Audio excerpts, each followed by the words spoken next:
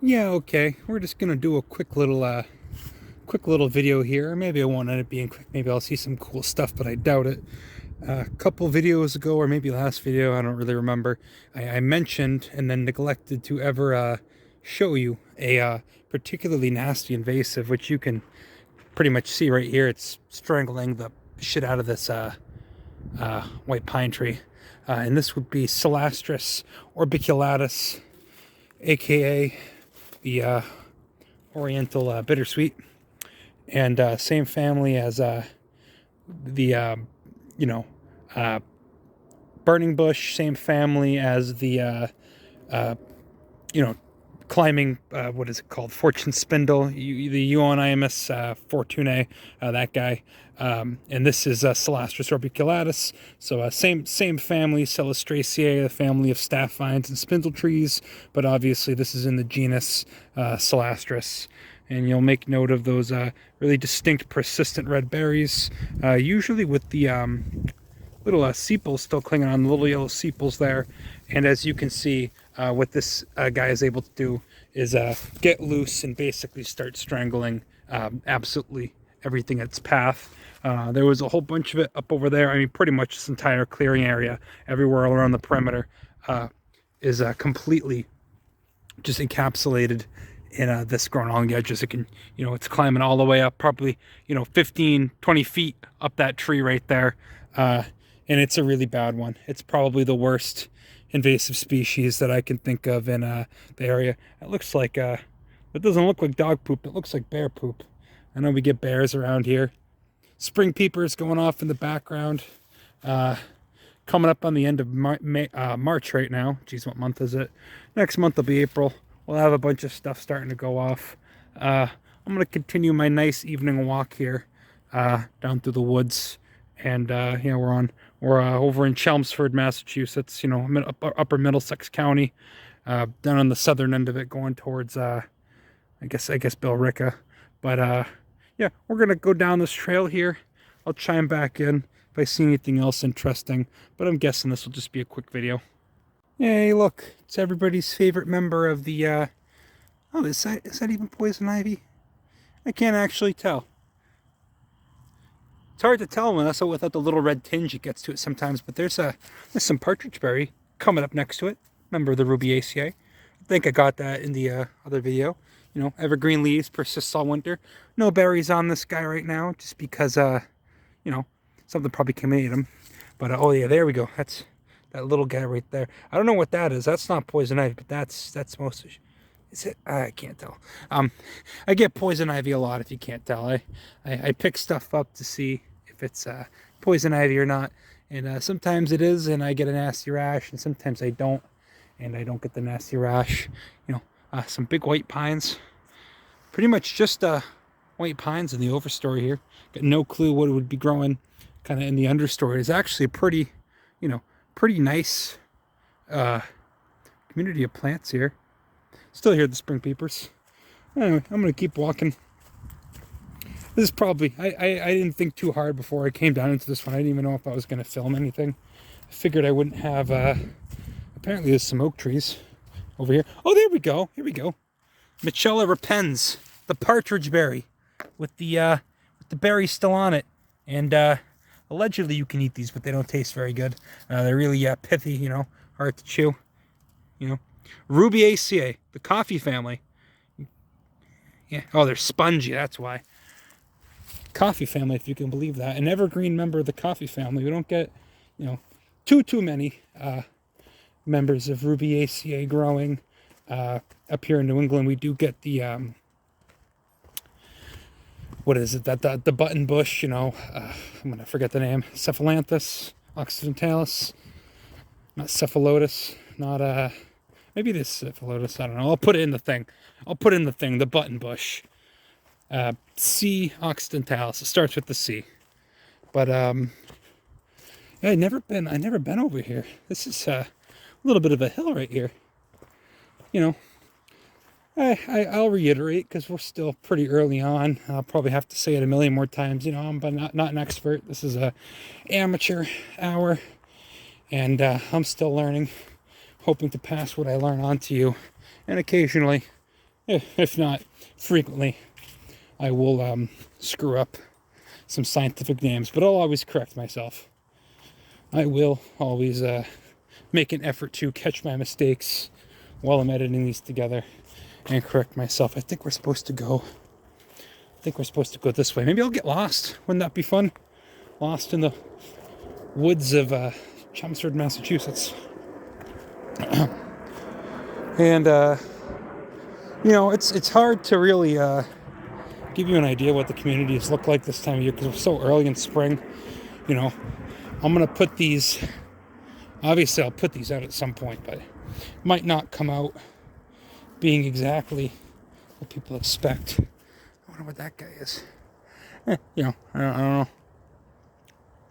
That might actually be just a different version of the Euonymus fortunei.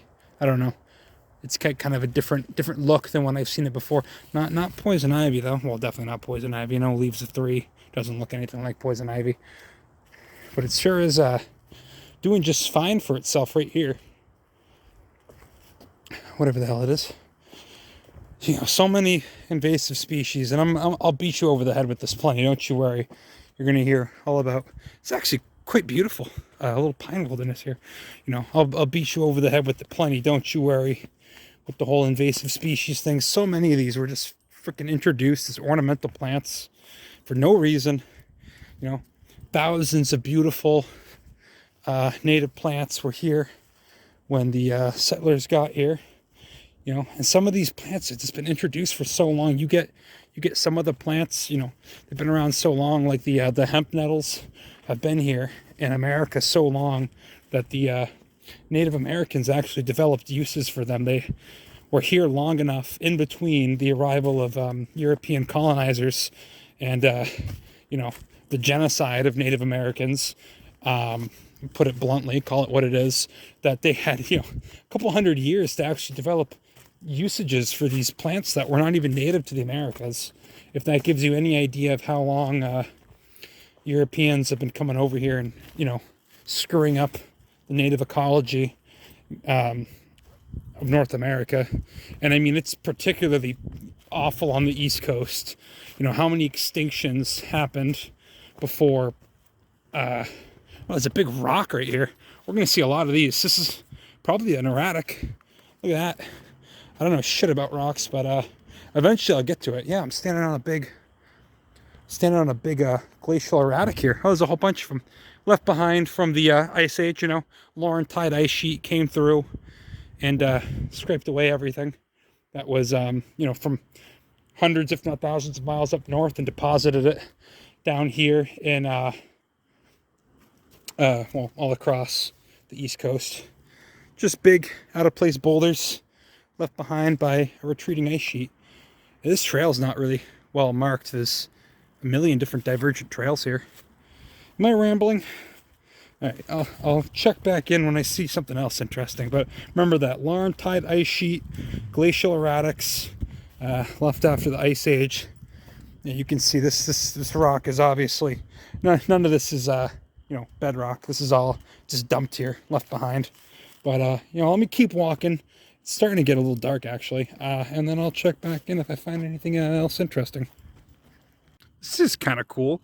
I think this was a some sort of fruit left behind from, gee, I don't know. Oh, look at all the seeds in there. Oh, I think this was an orchid. Look at all the, can you see them all? All the seeds just coming out of there. You know, orchids will do that and they'll leave behind just tens of thousands of seeds. There's microscopic, well, not microscopic, you can see them with the naked eye, but tens of thousands of these tiny little seeds. Maybe this was a cypripedium. Who knows? I certainly haven't the faintest clue. But if it is, it'll be coming, if it is an orchid, and I think it is, it'll be coming back up from that pseudobulb underneath there in 2 or 3 months. You know, I'm going to guess it was a cypripedium orchid. The habitat's right. All the pines, you know, orchids are what you call heavily mycorrhizal. They need to associate with fungus, not just to live, but to germinate. In fact, you can't just take the seeds of them, you know, plant them wherever the hell you want and then expect them to grow. They need a fungal symbiote to grow with, although I'm not staking my reputation on giving a definitive answer for what this is. I just think it's an orchid. I think it's a Cypripedium orchid, one of the lady slippers, which is a cute name. But I don't know which one. There's a few of them. You get the Cypripedium accal, which is really, you know, quite common and prevalent to the region. The pink lady slipper. You also get the ram's head lady slipper. The what is it called? Giant lady slipper, yellow lady slipper. There's another one of them. Look at that. I'm going to look that up when I get back, because that's a pretty distinctive capsule fruit. Oh, there's some monotropas over there too. Monotropa uniflora. Also heavily mycorrhizal, well, not mycorrhizal, mycotrophic, you know, feeding off of the same fungus that, presuming that that was an orchid, feeding off of the same fungus that he's associating with. He's, you know, in a symbiotic relationship with it, and he's parasitizing off of it. And the whole thing is set up by the pine trees all around us. Pretty cool. Maybe I'm completely wrong. Maybe that's not even related to an orchid. Maybe something completely unrelated. But just judging off of how the seeds, let's see if this one's got the seeds too. Just judging off of how the seeds were coming out of the thing. Oh yeah, yeah. That wasn't just mold spores. It's definitely seeds. Yeah, I'm gonna go ahead and say some kind of orchid. I'm going to keep moving. Maybe there was some interesting stuff down here. You know, if you're coming to these videos with no knowledge of botany whatsoever, the concept of being mycorrhizal, that is associating with, you know, having rhizomes, rhizal, that associate with fungus, mycorrhizal, fungal associating rhizomes. I'm going to beat you over the head with that concept, because it is extremely important to understand the symbiotic relationship that a lot of plants share with fungus. And I showed you this one in the last video that I would have put up. This is that spotted striped wintergreen, Chimaphila maculata. Same subfamily as the monotropa that I showed you, you know, just now and then in the last video. Different tribe. I wanted to clarify that. This is in a different tribe, same subfamily. Overarching family is Ericaceae, same family as blueberries, rhododendrons, cranberries, heaths, heathers. You get the idea. But this is another one that, this is not a plant that I can, and you get this, you get the seed in here, little 5-sided capsule, you know. Let's see, can you get any seed in there? Maybe not. Maybe the seed was already dispersed. Get some more down here. Kind of want to see if I can get some seed out of it.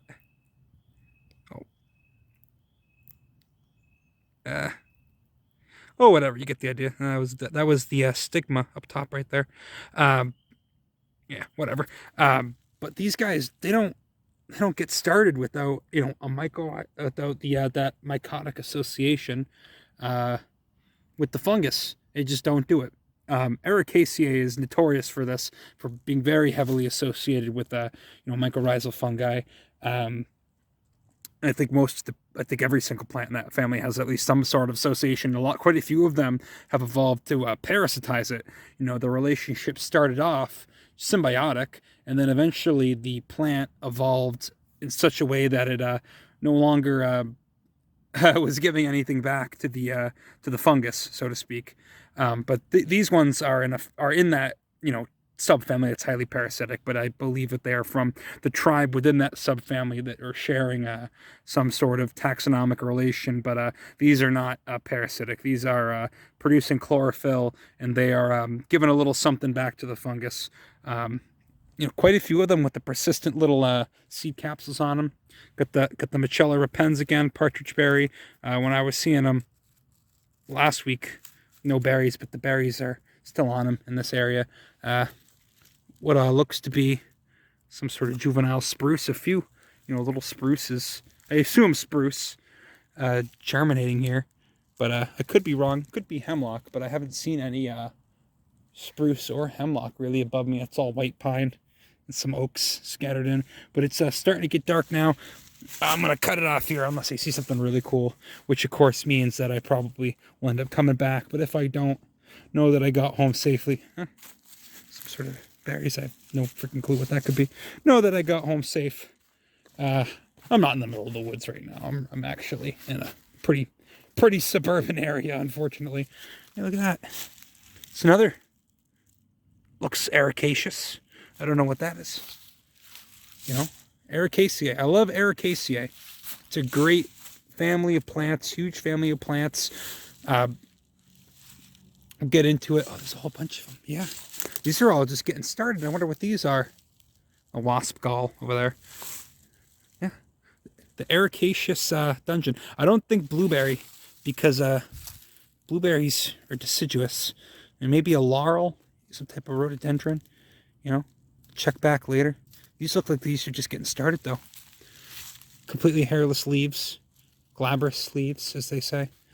You get some birch trees down over there. But why don't we start walking home? I don't want to walk back in the dark. Alrighty. Well, this ended up actually being pretty cool. I got to show you some stuff. I'll get better at making myself short. I tend to ramble, as I'm sure many people can relate. But why don't we say goodnight? Hopefully it's not pitch black on me when I get home. Oh, I don't wonder what that is. Let's take a look. Is it the same plant we just saw? This appears to be the same plant we were just looking at. I don't know. Maybe it's not even Ericaceae. These don't look like the ones that are a little bit further along. Don't look nearly as ericaceous. The leaves are the same on the bottom, but then as it's growing up, the leaves kind of develop these margins to them. They feel completely smooth, no hairs. You know, I don't know what it is. I'll have to look it up. There's a whole bunch of it, a big whole patch right there. But all right, that's it for good. I'm out of here. I'm going home. Have a good night, everybody.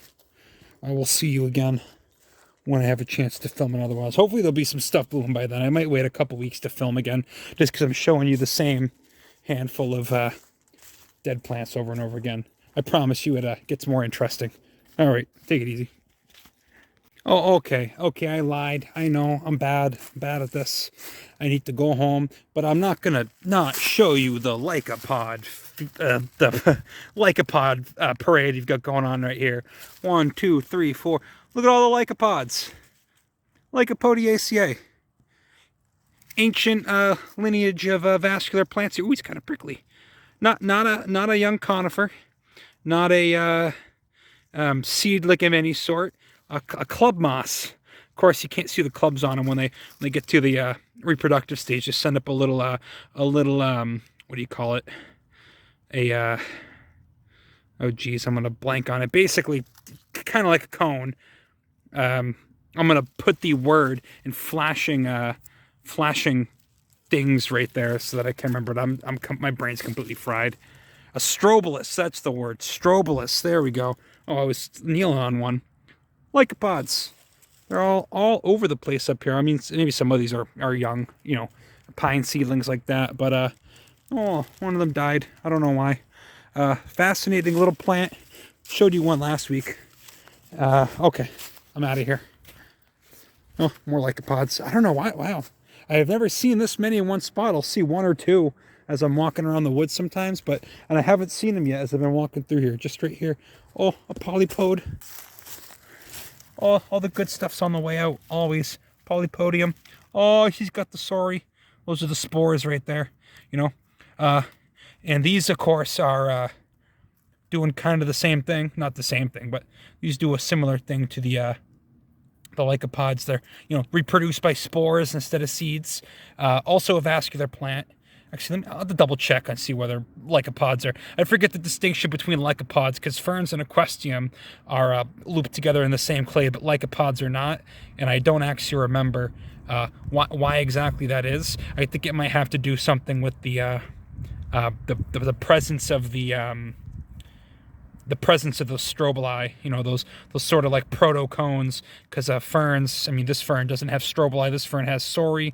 Each of those little spots right there, you know, contain the sporangium, which make the spores. Spores go into the ground, turn into the gametophytes, you know, stage, which then, you know, has the sperm and egg, which undergoes meiosis, and then eventually turns back into one of these, which you would call a sporophyte stage, which is usually what most people know as the fern. I think this is Polypodium virginiana, rock polypody. I saw some of these last week, but I did not take a video of them.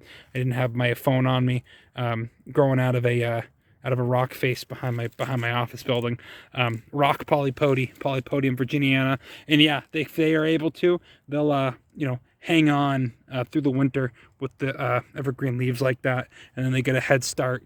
Opportunistically, if they're able to, they can. They don't need to do it, but they can get a head start. As far as I know, they can get a head start on everybody. The rock polypody is the common name for this guy, and probably the only fern I'm able to successfully identify most of the time. Of course, unless it's a there's a couple other ones that I might know if I see them. Ferns and lycopods. Take me back. Take me back in time. There's only 3 species of these known from New England, but they all kind of look alike, and they're all pretty much common. It's going to be pitch black when I get home, isn't it? I do this to myself. It's important to understand that sometimes the people that hurt us the most are ourselves. Probably too early on in these video series. God, lycopods, having a day. There's another polypodium right there. Probably too early in this series of videos to get super philosophical on you. Oh, polypodium. Man, this is cool. I'm going to come back here in the summer. Oh, does he have them? Oh, he does. Holy shit. Yeah, talk about a money shot. Look at that. Oh, those are the strobili. Those are what are putting the spores out. That's why they call it club moss. That's its club right there. I wonder if it wouldn't have put these out yet, I don't think. I think these persisted from last year. But there you go. There's the strobili of a dendrolycopodium. No clue what species. This one's pretty big. One of 3, I'll figure it out. I'll put it in the description. Oh, this habitat's really cool. I got to come back here in the summer. There's some more with the strobili over there. That one's got a big one.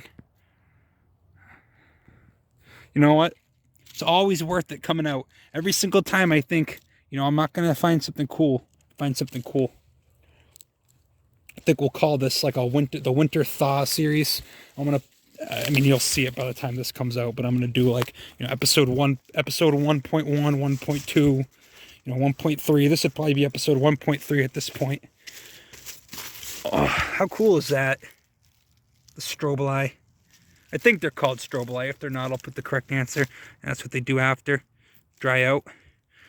So maybe these didn't persist. Maybe it's already got them out. It's been warm. It was 70 degrees a couple days ago, and then it 40 tomorrow, or 40 yesterday, 60 today.